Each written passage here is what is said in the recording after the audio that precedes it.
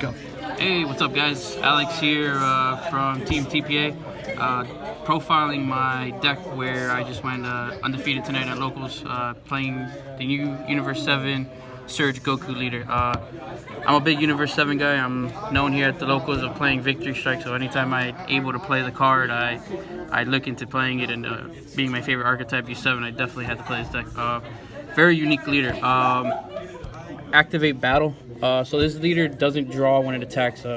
Its way of gaining resources is through activate battle. You pitch an extra card, any extra card from your hand, and then you're able to choose up to one of your life, draw a card, and then it gains 5k for that battle. So in certain situations, when you want to self-awaken, this leader has self-awakening, so it's super good whenever I want to get myself to 5, so I'm able to awaken and activate my surge effect. So on its awaken side, it draws 3s on tap 2, or on taps 1 like any regular surge leader. This is where it gets interesting. So this is the first card where it kind of works like the Broly Crown of Retribution, where I'm able to activate main or battle once per turn, and if my life is at 5 or less, I'm able to draw a card and look at my opponent's hand and pitch either extra card or a battle card that's 35k or less. The second effect is I'm able to gain 3 of my blue-red multicolors from my drop and put it to my hand with different names. So very good card where I'm able to, battle extra cards that I've used. I'm able to, get them back to my hand if I need them, or if I'm looking to go for a game, just being able to see my opponent's hand and figuring out if I'm able to go for a game at that moment. So very strong leader. So we'll start with the main big boy of the deck. It's win more, but when it gets down, it's super oppressing, man. Activate main. You pay 2 red, 3 blue, and if my leader is Universe 7, and I have 5 multicolor extra cards in my drop, he comes into play. When he comes into play, he pretty much cold bloodlusts everything. Leader, cards in hand, anything on the field. So super oppressive. Not only that, but combining it with my leader's auto, where I'm able to look at their hand and see if they have a negate and go for a game and just pitch that negate from their hand, is super good. I was able to do it twice today. I looked at my opponent's hand. They had 1 negate, no problem. Pitched the negate, played this, and pretty much out-comboed in 1. Next part of the deck is pretty much a staple. 3 Whis. Tournament spectator. So he's a 1-cost blue. What he does is when he plays auto, he searches my tournament arenas, which are the next card here, which then allows me to, when you play this card, this is the main, you want a mulligan for this beginning hand. You play it, and then it has 2 effects, so you're able to ignore all energy exhaust from blue-red multicolors, so that's super broken. Everything comes in untapped, super awesome. Second effect is where it gets interesting. You're able to rest this and then look at the top 3 and put them in any order you want. You can put 1 at the top, 2 at the bottom, 2 at the top, 1 bottom. Super good when you're looking for specific things and you just want to get rid of that clunky extra stuff that you're not needing at the moment. So awesome card. Just clean this up here. Next card is another staple, super combos. I chose to play Beers just because it's with Invoker, it's amazing. Being able to play Vegeta against certain decks on turn 3 and have one of these on hand, you feel safe all the time. It doesn't draw, which is something that's still super weird to me. I'm not accustomed to not drawing after a super combo, but in this deck, you want to have open energy, especially multicolor, so this card is just amazing on defense. Next card that I just recently added is, I play 3 of the Ultra Instinct Son Goku Battle Mastery. 2 autos as well. When he comes in, he looks at the top 3 of my deck and puts a multicolor extra card in my hand, and then I put them however I want back into my deck, top or bottom.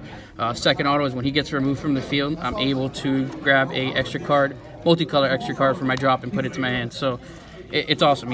When he plays, he searches 1, and then if you don't get rid of him, he's just a swinging 15k, and when you do get rid of him, I plus. So it's super solid card.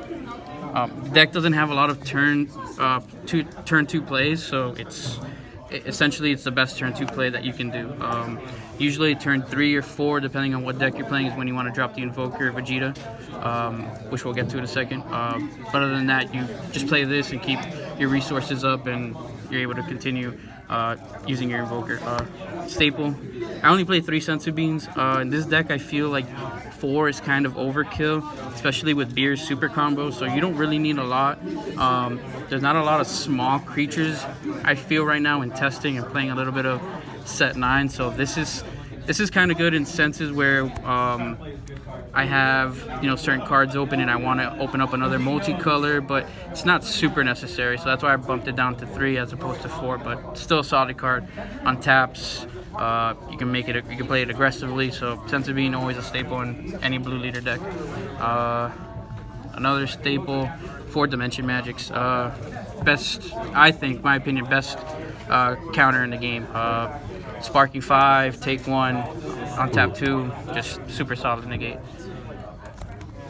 Then we have the main piece of the deck. Why this deck works so well is the Invoker Vegeta. It's got Barrier, Deflect, and the new Invoker tag, which allows you to pay for any extra card just using 1 red-blue multicolor energy. Super broken. When I get this guy down safely and I have open energy, I literally feel unbeatable.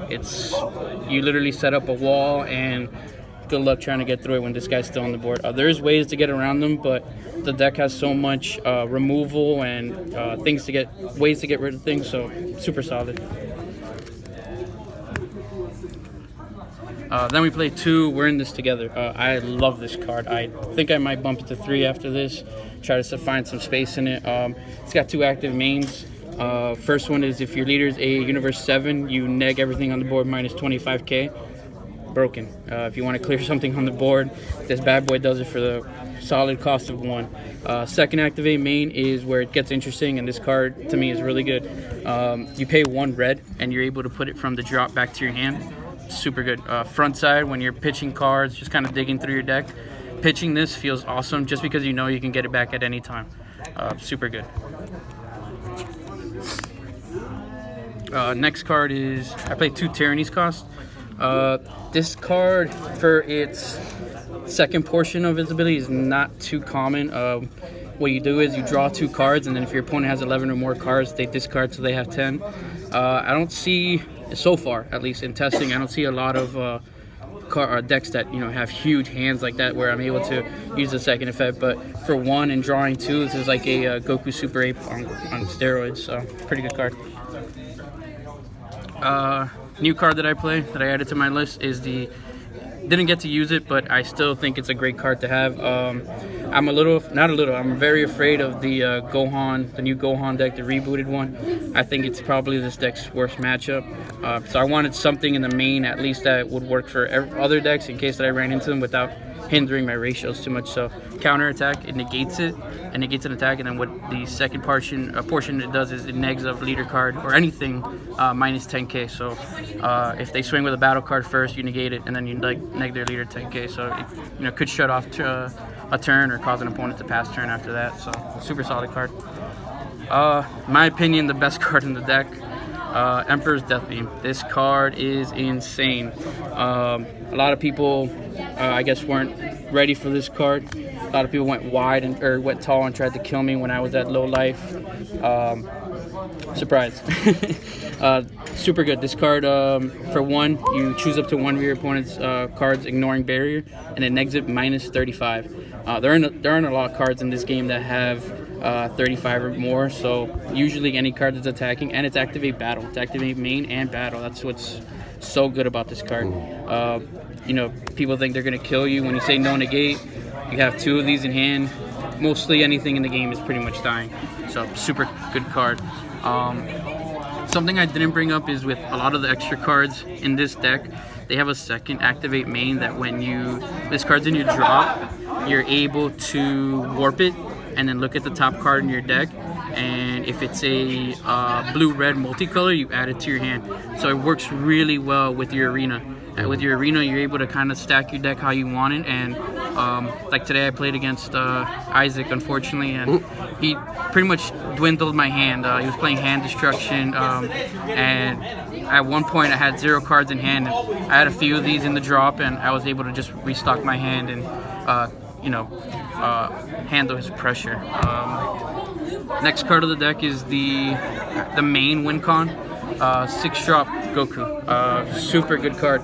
When he comes into play, he costs 6. He takes 3 energy from your drop, or from your 3 cards from your energy, puts it in the drop, and then grabs 3 cards from your drop and puts it in your energy. So pretty much restands 3, and you're able to fix your mana, like your energy, if you have multicolors in your drop, so that way you're able to play stuff with Invoker. So super good.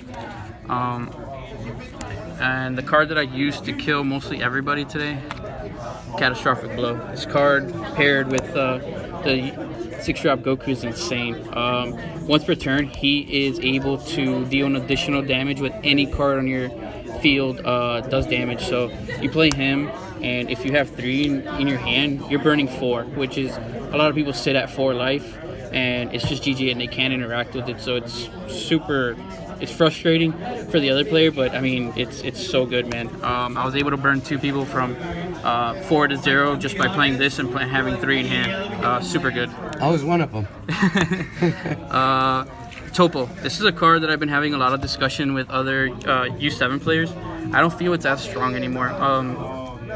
On paper, my worst matchup I feel is the new Gohan, and this card just it doesn't feel good against Gohan. It doesn't get you there. Yeah, it just doesn't get me. They're able to swing through it. They don't care about the pitching too. So it's, even today I played it very randomly, and it didn't feel that great. Cut it into 2. I'm probably thinking of cutting it all together, running it in my side and playing Whis Coercion in the main. Oh, okay. Whis Coercion just feels better against Gohan. And it's an extra card which I'm able to use off my front side of my leader, where I'm able to just pitch it if I don't need it at the moment. Best first turn play is charging a blue and playing Arena if you're able to mulligan for it. So again, Whis Coercion's another blue, helps out your blue ratios to be able to make that tournament play. And then the last card in my deck is for Royal Condemnation. This card is hidden potential on steroids, man. Counterplay, if your leader card's Universe 7, anything with an 8 cost or less is not played, and it goes to the bottom of your deck. I don't know how many times like this card came in and it was just demoralizing to my opponent when they were trying to, especially against successor targets, when they pitch everything to play and then this gets denied. It's super frustrating. So this card alone, I think, makes this deck just a wall. Not being able to play anything or anything stick onto the field is just too good. Any changes? Just probably the topos. I do want to test topos and see if I can change it to Whis Coercion and see how that would play out. But the deck is super strong. I'm a big U7 guy, so when I saw the cards for this, I was super stoked. And a lot of people say like, oh, this card, this deck can't do much, or like it doesn't have a lot of draw power. But again, with the Arena, you fix your draws. You literally get what you want. So I think it still has draw power. I played against hand destruction, was able to bring my hand back, so super good. If you're looking to play this deck, do it, man. If you're a control player like I'm a control player, this is your deck. This is the best control deck in the format, I feel. But yeah, that's pretty much it. And that's the video, guys. Hopefully you guys did enjoy. Stay tuned for my Android 13 third place, and we might do a Brawly successor. We will, because Rain is going to do it. So that's the video for today, guys. Hopefully you guys enjoy. Stay tuned. More videos coming up. Set 9 Hype, and we'll catch you guys in the next one. Team TPA, signing out.